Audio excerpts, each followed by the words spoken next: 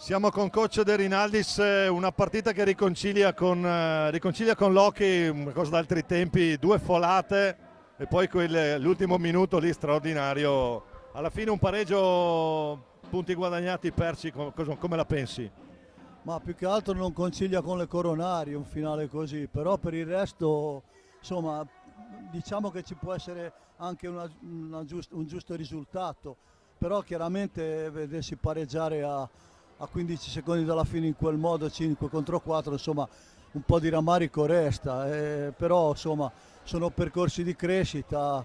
Il Valdagno ha fatto una buona partita, noi anche, peccato eravamo in vantaggio 2-0, non siamo riusciti a gestirla, dopo alla fine il pareggio è stato e ci prendiamo questo punto. In effetti abbiamo visto una gran bella partita, adesso so che è una dedica speciale.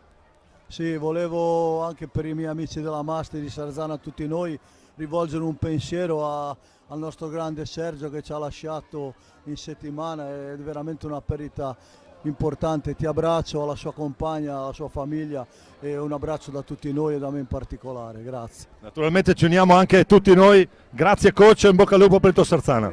Grazie, ciao.